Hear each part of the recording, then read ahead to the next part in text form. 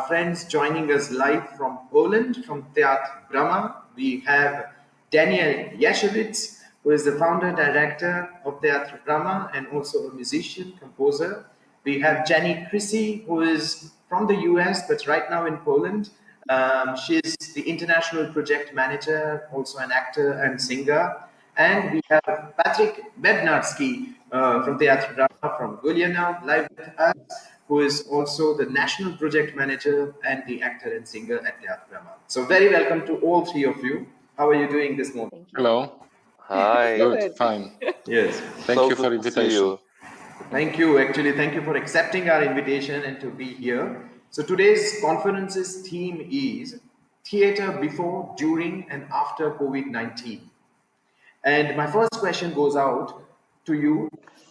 How was Teatr Brama formed, and which are the areas of interest for its artistic productions? We would like to know something about you before we start questioning you on COVID-19 situations. So maybe shortly I will start. Yes. Because I found Brama Theater 25 years ago. So this is the year that we're gonna celebrate in September, the 20th quarter of the centenary. Wow! Of the theater. Congratulations! That we call it a silver jubilee here in India. It's a silver jubilee. Thank you. Yeah. Thank you. And the truth is that because I still feel quite young, but that time 25 years ago I was really young. I was 17 years old, and that was the quite strong imperative inside to like an order from somewhere to start the theater.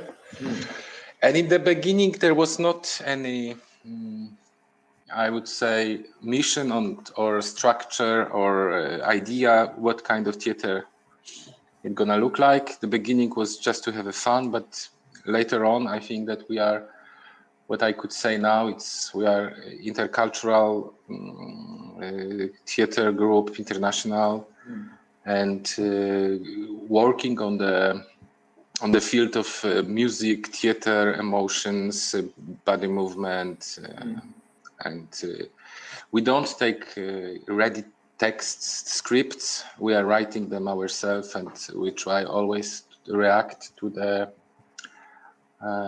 surrounding of ourselves and of the this is the shortly maybe introduction. If I forgot something, please help me to add. Yes. Would you like to add anything, Patryk and Jenny, who've been the integral part of it? Patryk, I let you go. Oh, thank you.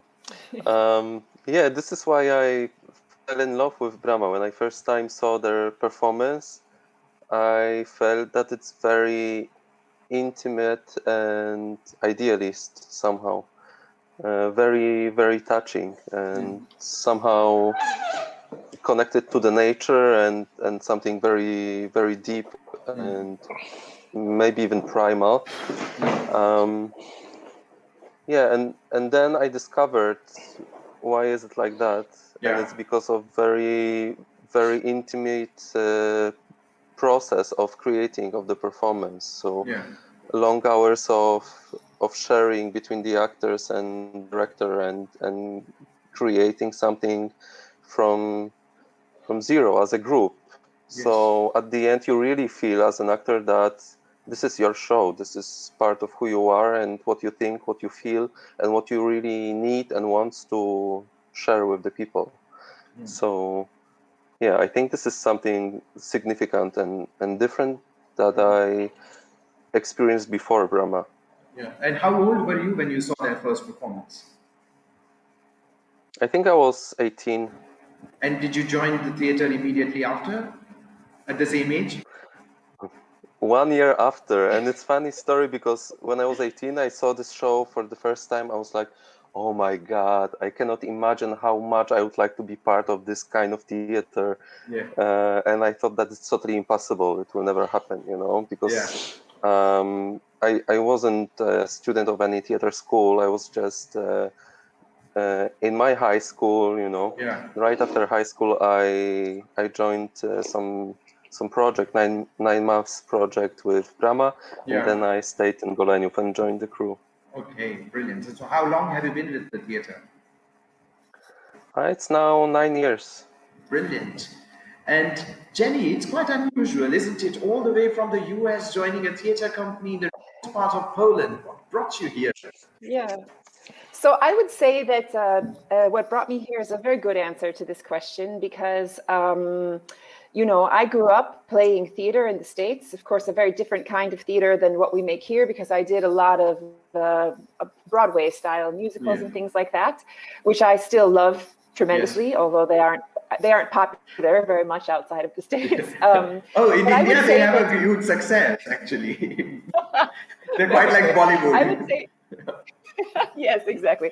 I would say that for me, certainly most important because I wasn't here from the beginning. I've only been here now 11 years and known Daniel around 13. But what brought me to Poland was I think the possibility to work in an ensemble-based theater because growing up and making theater, you know, in the US, of course, you come to a certain point where you understand that, you know, if you want to continue to make theater or to work professionally as an actor, you need headshots and you need to be going to auditions. And it didn't seem to me like a productive or interesting thing to do, you know, and I understood from a very young age that I would just be typecast and it wasn't, you know, that what would be offered to me as an actor are parts that are probably quite the same. And so coming here for me was a really beautiful thing to begin to work with an ensemble, to make devised theater and going, I would say, even further into our work as a company, both on stage and in community here and around the world. You know, I really have this belief now from our work that because we are generally responding to the situation in the world and asking people to speak from their own point of view on stage, these 11 years personally have taught me that the real value in a community, whether that be a local community here or our international theater community, and that in that work, I see that building communities is really our last form of protest. It's the one way that together we can say, look, we don't take this what's going on in the world, you know, because we chose, the people who have similar ideas or similar feelings, to come together and to make this statement or to do this work together. And I think that it's a really valuable thing, and it's been a really valuable lesson to me personally to have that, to understand, you know, that what theater really gave me was a true sense of strength in numbers, and that, you know, we aren't really alone in this world, and we have the right to come together. So I would say that, yeah, that our productions for me are very much about that. Brilliant, actually. How interesting and how inspirational also for a lot of youth that's actually watching this conference live right now. My next question goes out to Danielle one more time. Danielle, because in India, we know so little about Poland. We would like to know a little bit more about the only theatrical reference that we have in India about Poland is Grotowski. I would like to know a little bit more about it. So could you please tell us what is the historic and cultural importance of theater in Poland? First of all, maybe I would say that theater has in Poland a very strong institutional tradition. So the map of the theater in Poland, maybe in the numbers, I would say that because Poland is 40 million inhabitants, more or less, and we are much more smaller than India, but we have more than 120 national city theaters. So I would say that every city theater, every bigger city has a national theater, city, which is financed by public system, by local government or by national government. Yes. And then we have around 800 theaters, which are, we call it in Poland, off theater, independent theater, alternative theater. and sometimes it's private, but it's also a very big movement. Yes. So we have also national system of the theater school, which is dramatic school, directing, but also puppet departments and puppet schools. So yes. We have two of them.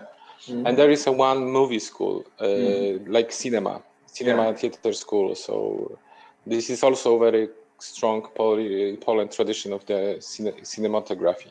Great. So this is maybe just how it looks. So I think that the theater is very important part of the Poland. But what I would say that after the Second World War, when it's my, of course, because it's a long story and we can speak a lot, but my opinion, my reflection, my thoughts about the Polish theater, it's that after this hard time, after the Second World War, the theater was not only in Poland the entertainment. I think the theater had a big task of sometimes of the resistance to the oppressive system. It was very strongly think like place of freedom, of expressing the free will of nation. It was the voice of the freedom in Poland. So I think this is a very, very strong tradition. And I think because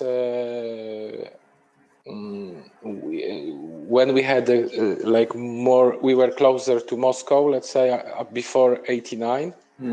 So the national theaters were very much under the censorship. So this was the reason why this independent movement grew up so strongly. And that was the place for not legal performance in the churches or being kicked out from Poland by some artists discovered that. So that was it was reaction for the oppressive system. And after that, after '89, this independent movement was a little bit weaker because because Poland became free somehow, and we took the democratic values and capitalistic values more than socialistic. So that was the moment that this independent theater was not so strong. But I think now it's a new beginning of this alternative theater. It's new. We had to rename it. We had to give a new values and task for it now. Yes, right. And Jenny, how do you see it, coming from outside? And what is the cultural richness of theater that you have explored here in theater, which is very different from that of the States or other parts of Europe? So I would say that for me personally, it would be really difficult to comment on the historic significance of theater in Poland. I'm not from here. I didn't grow up here, and even coming here was something that, I find that a lot of people come to visit us and they ask all about Grotowski and Kantor and things like that. And when I arrived here, those names meant nothing to me. In my American theater experience, they didn't exist. Or if they did, they were a page in a textbook that I read and entirely forgot about. So we know that I come from an entirely different background, but I would say culturally, the significance of theater in Poland today is that I really believe that it's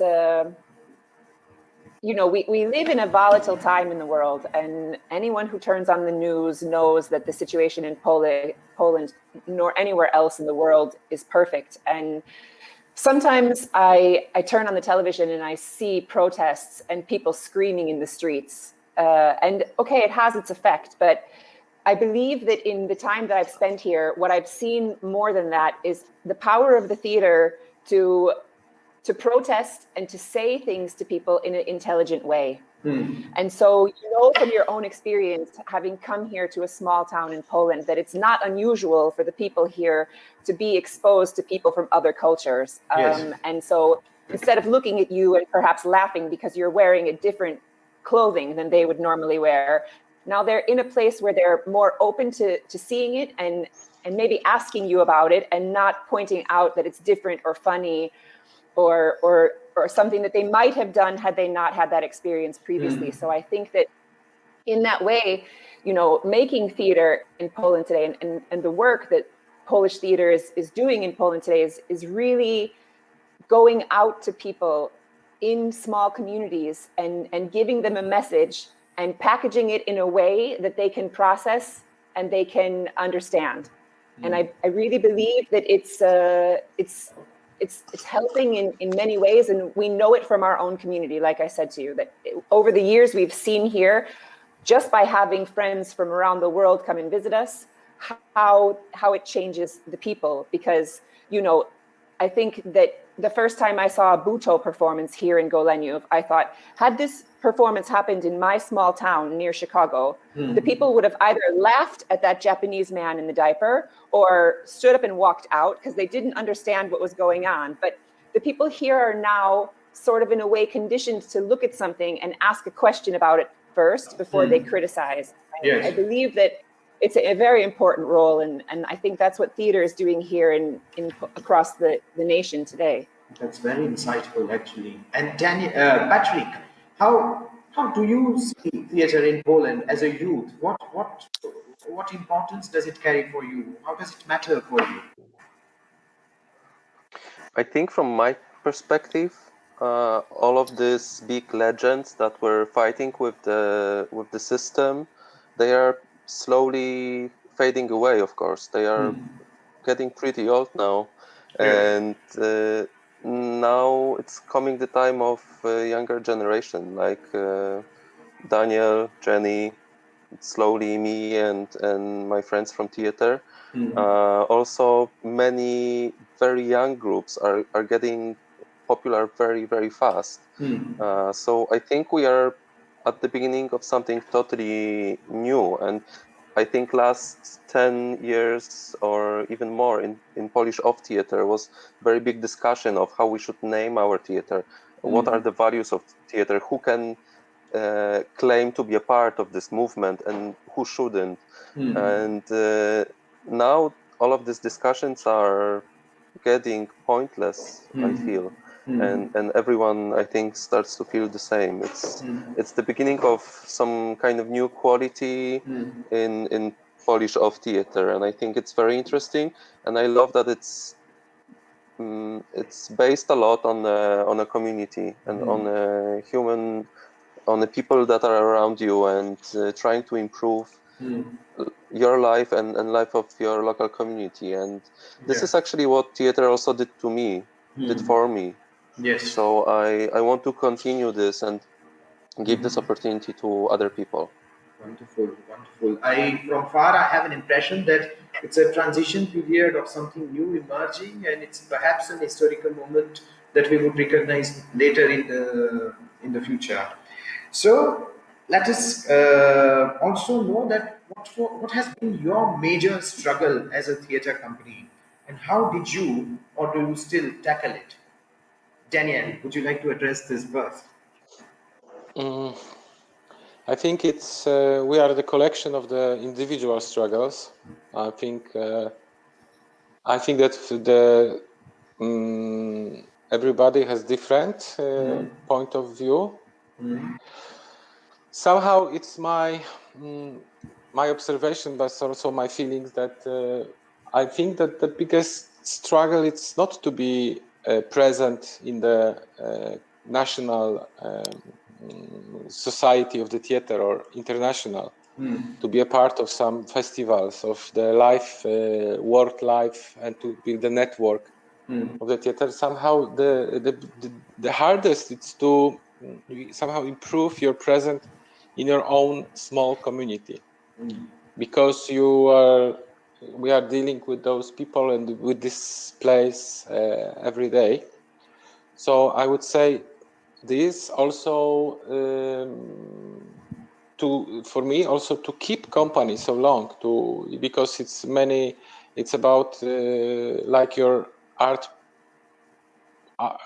productive or your activity, but also about the economy, about conditions where you work or needs.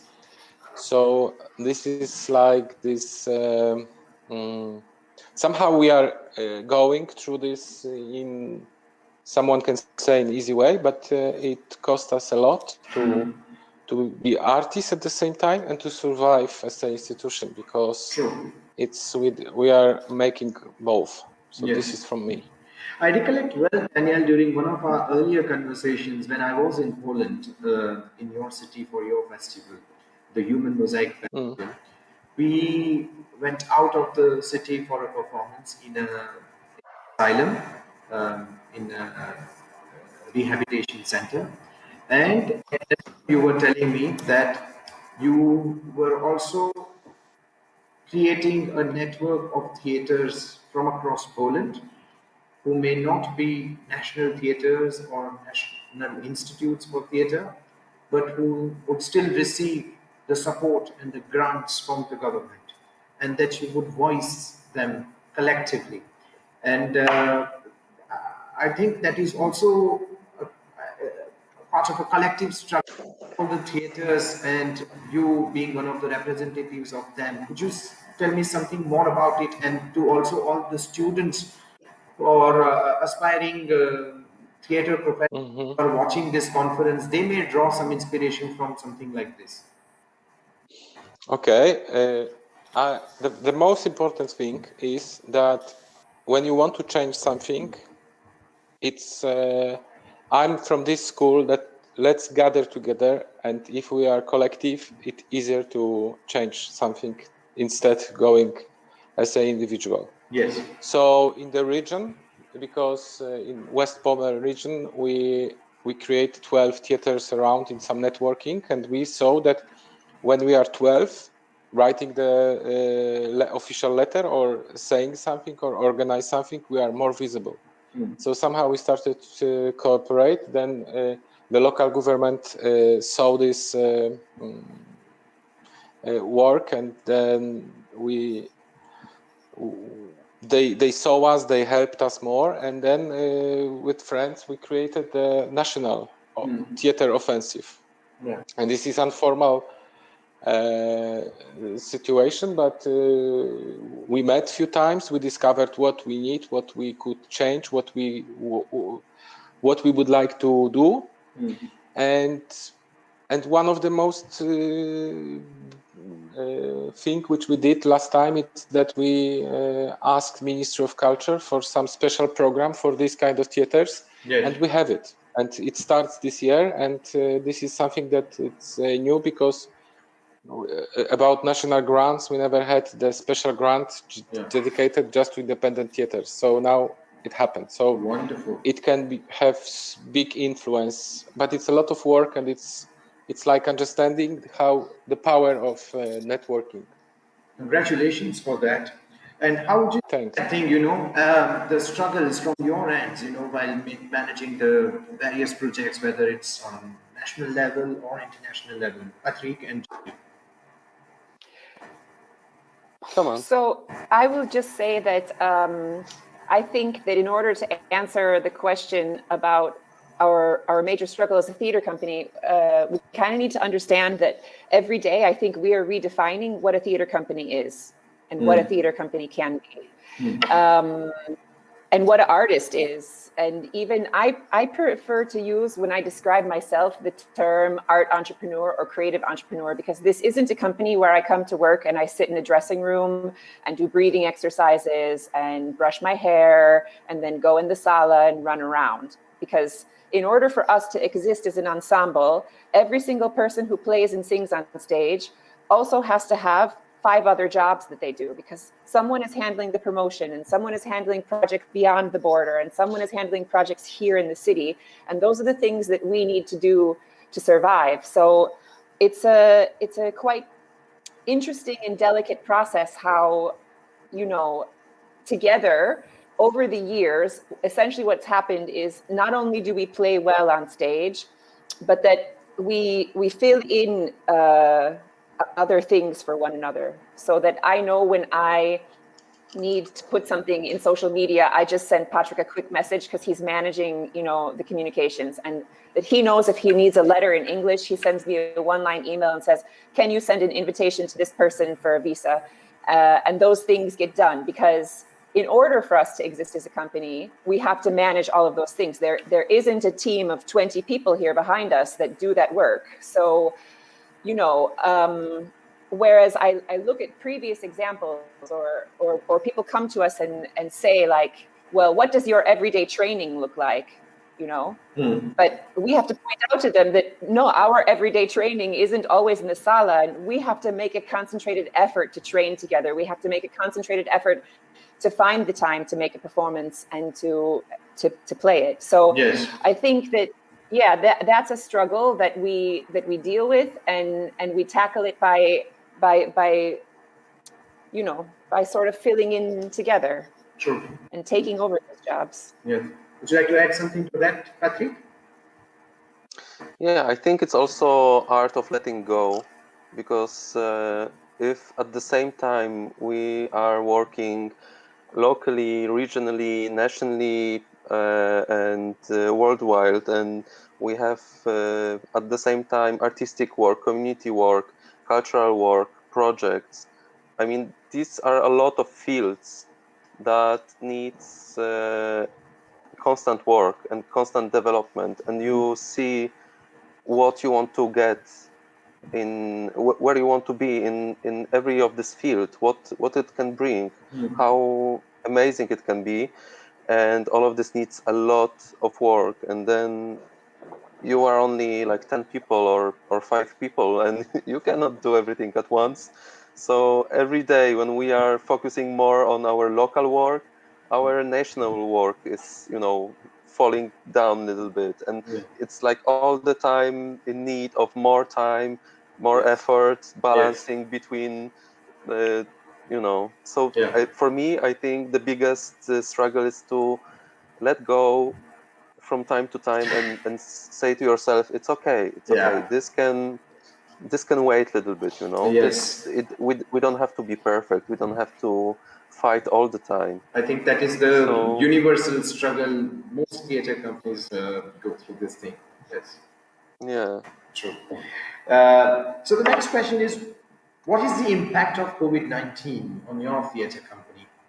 Could you elaborate on the before, during, and after the pandemic situation? I shortly say that, of course, it's hard, as everyone, but we are in this very specific situation because last year we started to move from to the new building. Yes. Because we were so lucky that the local government helped us to create a new space for our theater, much more bigger. And we are lucky because it gives the opportunity, but it took us so much. So somehow I would say this is the good time, that because it's so much work for us to do, that if we need to be worried now about playing performances, I think it would be too much. So this kind of not natural break helped us to focus on the changing the buildings, to start the new activities and so on. So of course it's hard for us. We miss projects. We need international projects. We struggle with how to put our ideas and projects into the network. Sometimes we like it, sometimes we don't like it. We made a festival online. Of course, it was substitute, and we missed still the live contact. As in economy way, we survive only because we are dealing with the long-term projects from European Union or for German-Polish transborder funds. So this helps us to economically survive, but we are quite on the edge, I would say. as many of us. So what were the creative activities during lockdown that your theatre engaged in, and what was the response that you received from the audiences? Could you continue working on some creative projects, or maybe some creative projects which were especially created during the lockdown period? I mean, yes, because we got a request, so we recorded our workshops, and we didn't make any performance, our drama performance online. Yeah. We made the performance a few times with restrictions, so the half of the audience could see it. But we made an online festival. We like it somehow, and I think even when the pandemic will be over and the theater will be back, I think we will use the technology, but not in this way that the technology will be first. I would like to still come back to the theater work, to the real meetings, and to use technology just to help it to disseminate it somehow, or give the opportunities to the new people to watch it. But it's not worth for me, to be honest, and this is not something that I would find myself to. If I would like to make a movie or cinema, I would just do the cinema. For me, the theater, it's it's a live thing. It's the same like if you ask me if I would for sure, I would prefer to speak with you live, not online, but I can do both. But always my heart will be for the live with the live. Yes.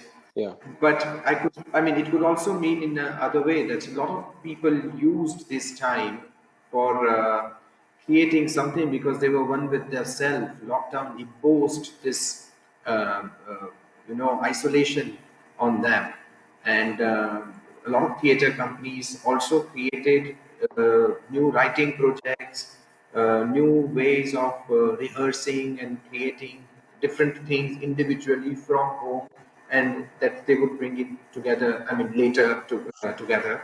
So, was there any such kind of activities that you did? No, to be honest, but I think it's because moving our artistic activity, because we didn't have a room for it. So even now, probably you hear some drilling, and this is not the connection. It's a drilling from our building, because it's the work going on. Yeah. So somehow I wouldn't say gave up. We just say, okay, this is not time for it. And it was a break. It was a break. It's a real break, but also it gave us the time to work on the archive. So we created a full system and the new phase of the archive, and we collect all of this 25 years. So it was a big effort to do. Okay. And the rest of us, we were packing, unpacking, painting, moving. Believe me, it takes more than weeks. Of course, yes. I don't know. I would say really quickly that in the beginning, we tried, in the very beginning of the lockdown 1 year ago, we tried to make a little online project with some friends of ours, a theater company in Australia. Yeah. And it just rather didn't go anywhere. Yes.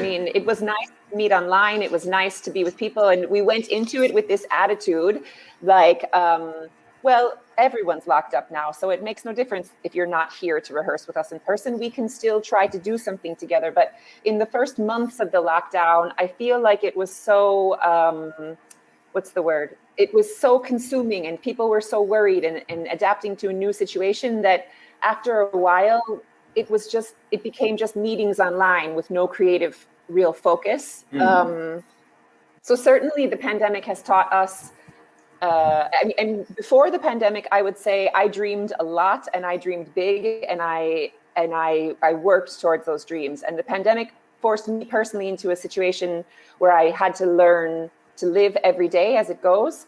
And I regret to say that now, if I'm really honest, I would say that the pandemic has left me feeling afraid to dream. Yeah. And we see what happens, Yeah. Okay, I see. But Patryk, would you like to add something to this? Because it's not something that we were not rehearsing, or we made a workshop, we were singing, we were doing some small things, but it was not for doing some final product. It was just sometimes to meet. For example, we had a 1 week of the workshop in the forest, in the village, and in the summertime, some intensive training. And we made this to heal ourselves, this kind of moments. This happened, but it was more for healing and for feel a bit normal, but it was not to create some new thing, production or final product. Yes, and that's very interesting because you just mentioned, Daniel, that this was for healing, this was for coming out of a certain zone. And you also earlier, when you were talking to me, you were explaining the history of Polish theatre, especially post World War II, and what its role was. My next question goes out there: that what is, according to you, the importance and the role of theatre during such global crises? Because theatre can play a very important role. World War II was a global crisis, and there was a different psychological impact on the people who lived through it. Pandemic of COVID-19 is also a global crisis in a way, and there is a certain psychological impact that everyone is going through. And what role does theater have to play here, according to you? For me, it's very difficult question, very much difficult, because first of all, as a theater director, as a person who makes theater, I always believe that with doing my art, I help someone. Yeah. Either to make a better mood, or to change something in the life, or to see something from different perspective. Mm-hmm. But that I believe that the theater makes kind of reaction always, and it's some small impact, influence. And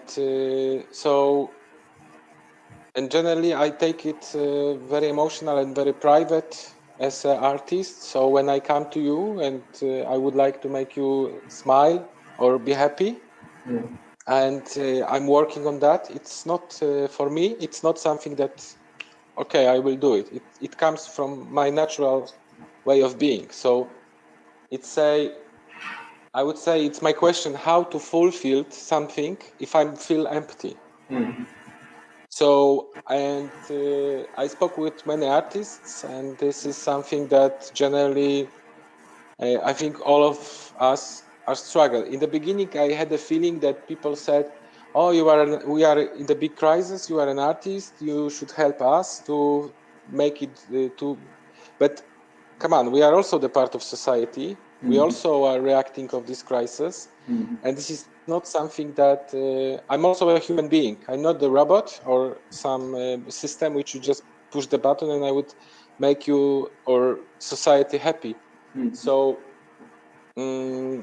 I don't know. This is why I don't know what is the role of. I can say that we are trying to, for example, for example, now we are struggling how to make the project going on online. So I believe by these small steps, for example, maybe we are creating some new possibilities that we are trying in the creative way to use, for example, internet right now. Or what, and this answering this question, I think for sure it happens something, but to be honest, I'm too deep in the process right now to understand it now, but for sure the future will show how much and what was our role in this global thing. Yes.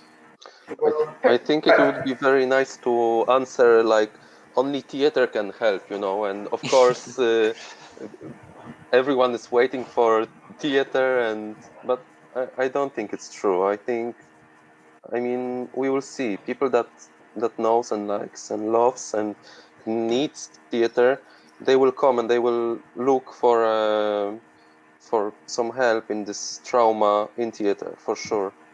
but it's also a question what we can do for whole communities, for people that doesn't need or they don't know they need theater.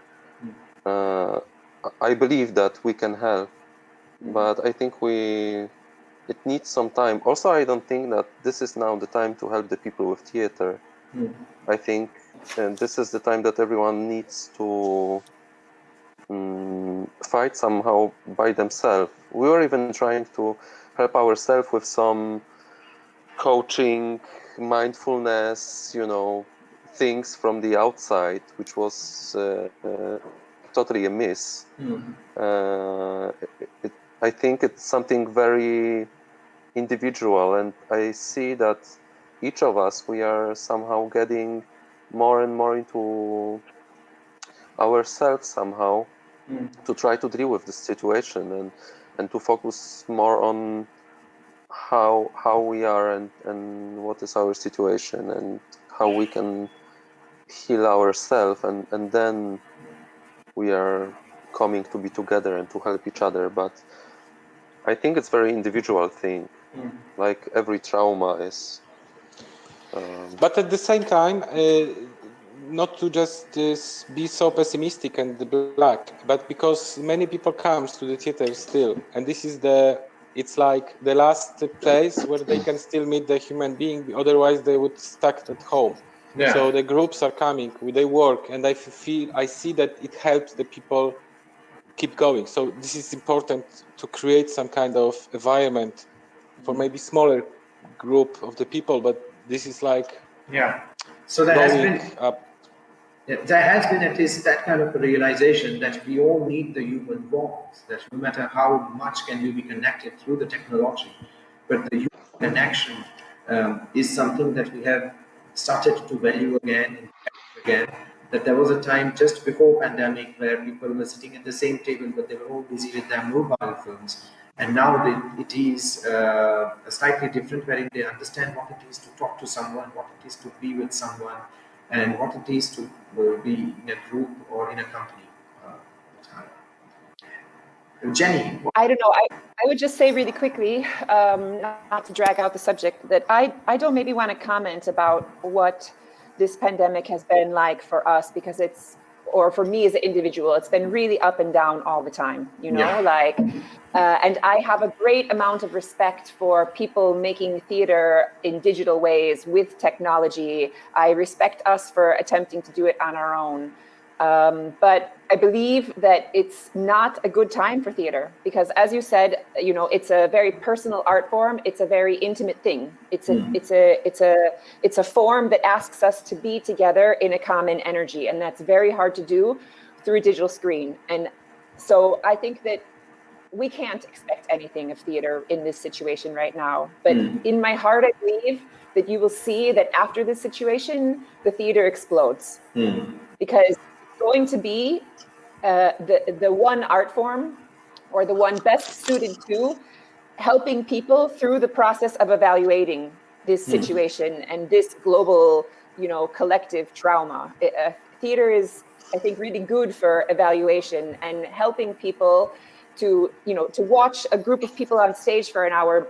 That empathy and that message is just a much easier way to process, and people can walk away from it and say, yeah, I felt those things also, and it's almost like some kind of therapy in a way. But I think that that's what theater is going to do. I think that theater is going to be present front and center in helping us to come back or rebuild in the future. True, very true, and I cross my fingers for that. You guys have been working with a lot of theater companies from other parts of the world, from other parts of Europe, and you have done a lot of cross-border collaborations. When you collaborate with artists from other countries, what is it that you look for, and how do you develop your creative process?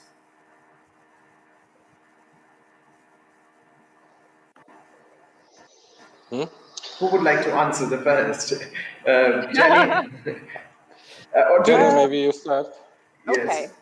Well, what do we look for? I would say personally, I think it's really a rather organic process, you know, like you meet people and you just sort of understand if there's something there or not, you know, and for us that something there is a very basic human thing, which doesn't need to rely on language or, you know, common cultural experiences or things like that. You know, it's a very raw human experience, you know, to meet other people and understand that if you really sat down and sorted it out and discussed it, you are in fact so different, you know. But I think that for us, those differences in the beginning are never apparent, and those differences are things that later in the process we have fun exploring or looking at. But in the beginning is like very much the heart of your humanity, or another a group of people, that company, their very human ability to laugh, to cry, to sing. I mean, when we met for the first time in Italy, what did we do together? We sang. You taught us a song. Yeah. I mean, and so that right there is like that common pleasure in life, in being with another human being, and a willingness to find a way to express that together. So, you know, I wish that I could say it was no, I don't even wish. I'm glad that it's not a process that I look at company CVs and decide who has the best this and who has the best that. It's not that at all, you know, like, you know, we have worked with some really well-known companies, even famous, I would say, and companies that no one's ever heard of before. And we treat them all the same, because I think that for us, it's really about, you know, a chemistry to develop that common creative process. The connect, that is. Yeah. Okay.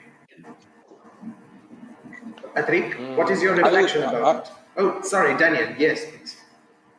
No, just shortly. For me, it's.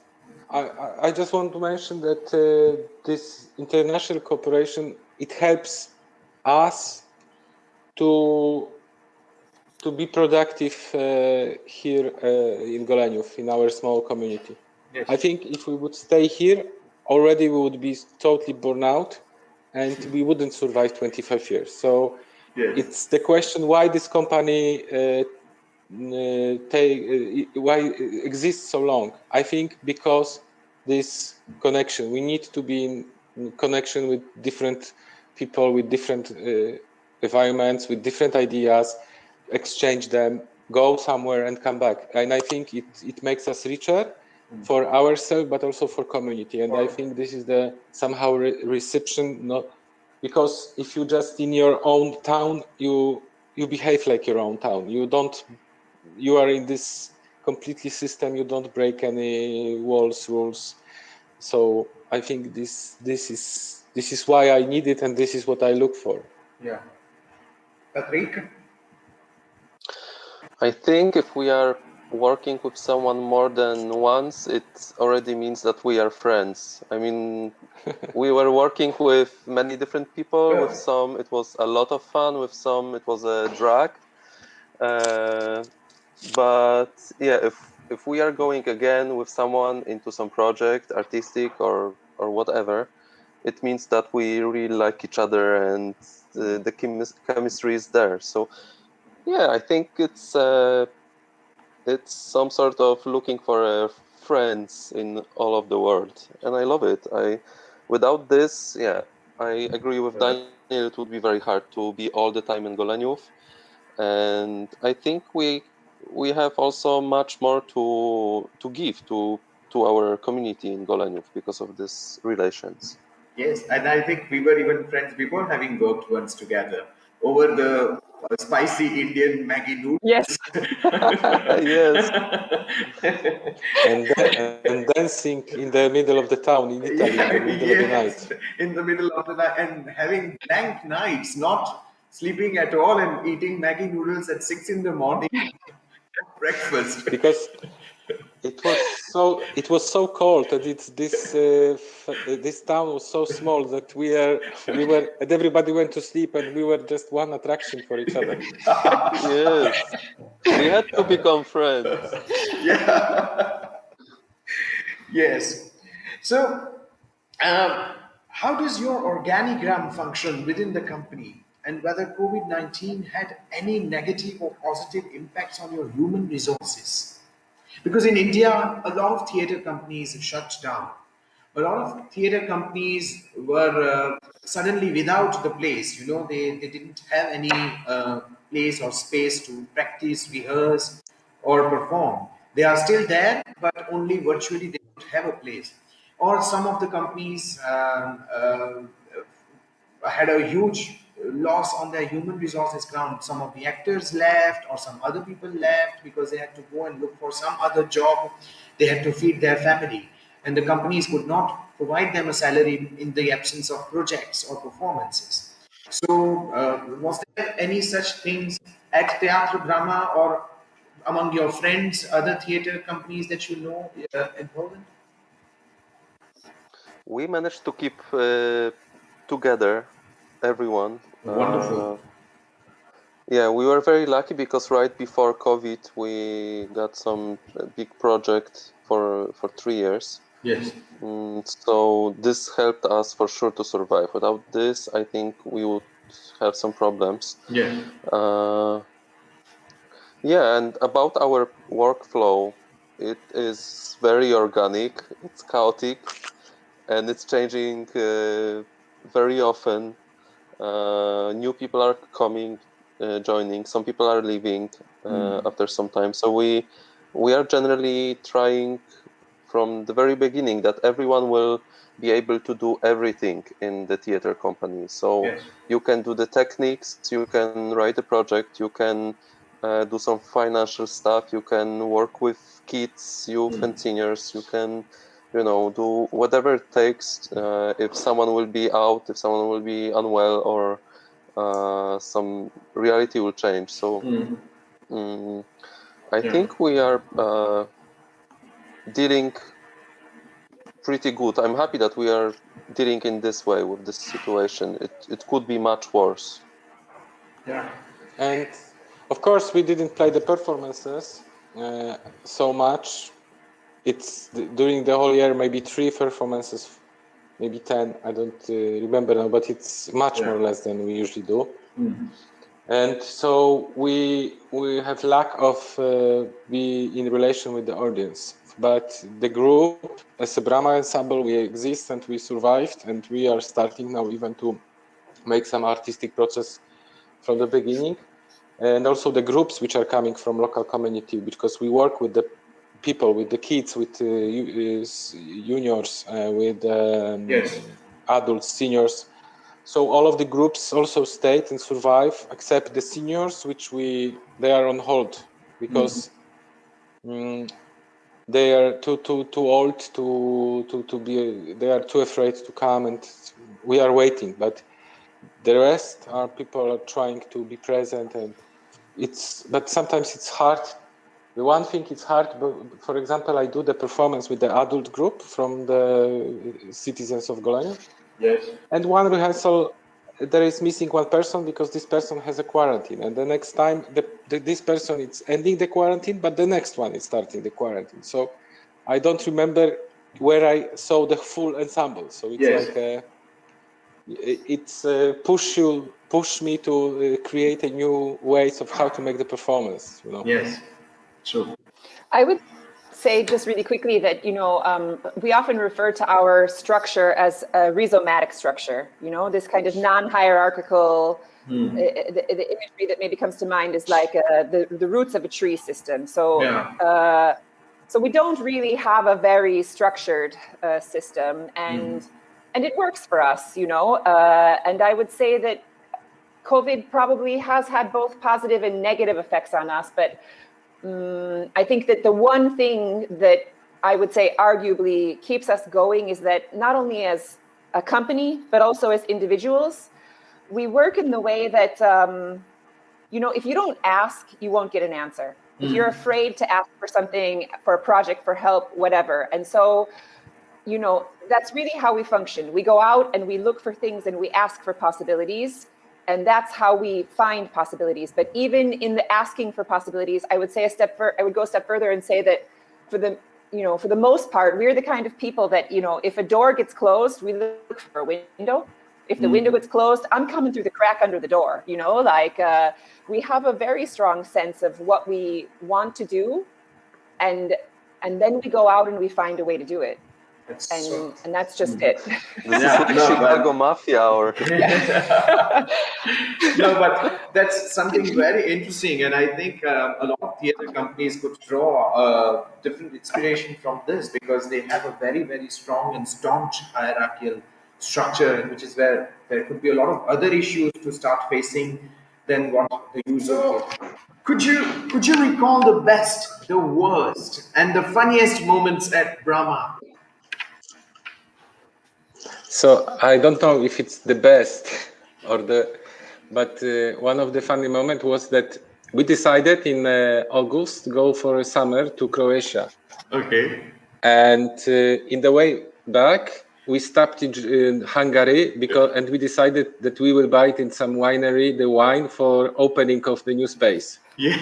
So we bought a lot. It was like 200 liters of the wine. The full bus was heavy and crazy. And we came with this wine. Yeah. Just to let you know, it was summer, and now we still don't open the space, because maybe in May we will open. Yeah. Because it was the days with the COVID. But the wine, and you ask where is wine? Wine get broken. It's spoiled. 200 liters of wine. Yes. Because we were never able to have the opening. Yeah. Oh. And you should see us in the Hungary when it was 7 o'clock or 6 o'clock in the morning, next to this counter, to the lady in the winery, and we counting. Okay, this is good for wine for this. And we invite those people. We count the people, how much wine we need, and it was counting the money. And I hope I was on that list. I hope I was on that list of people whom you were planning to invite. With a special wine. You are always on the list. You are. You're not where you are. But the wine is broken. So this is a metaphor of somehow don't plan so much. It doesn't matter, you know. Yes. Yep. True. So maybe I will just add really quickly that it's been full of hard moments and funny moments that I don't exactly remember. But to continue to you being on our guest list for when things happen here, I just want you to know that 2 days ago I spoke to my parents and told them that we were going to have this chat together, and they were super excited. And my mom was like, "Oh, Chintan is my favorite." So my parents are planning to be here for the opening, and they're going to be really disappointed if you guys aren't here. So that is coming over with Fanatika. That is in May this year, May 2021. We're looking at, we have 2 different events coming up. May is a bit hard for us to plan at the moment, but for sure we're having Brahmat in August. That's our plan right now, our festival, together with our 25th anniversary. So if not May, then for sure the end of August, beginning of September. Well, I keep my fingers crossed, coming over. May, I don't know until May if we will be operational with the international flights here in India, because apparently they are still not open for the regular tourists. But I think from now until August, the situation might improve and I'll be able to fly. And if that is the case, the first flight I'll catch post-COVID-19 will be to Poland. Okay. Very good. We are looking forward.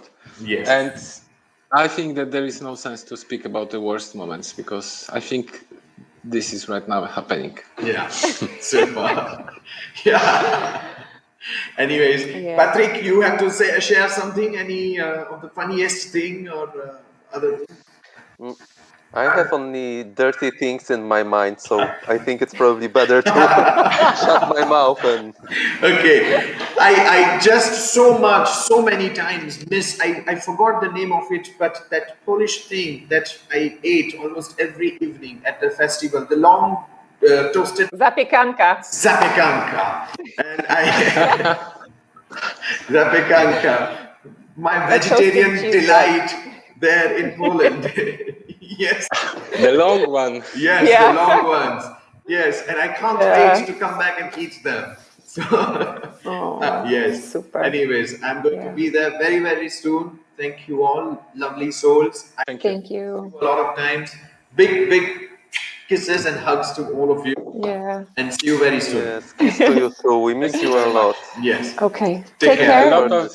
A lot of love to the Fanatika world. Sure, definitely. Yes, I will convey. Thank you. Okay. Bye. See you. Take care, honey. Bye. Bye-bye. Bye. Bye-bye. Bye.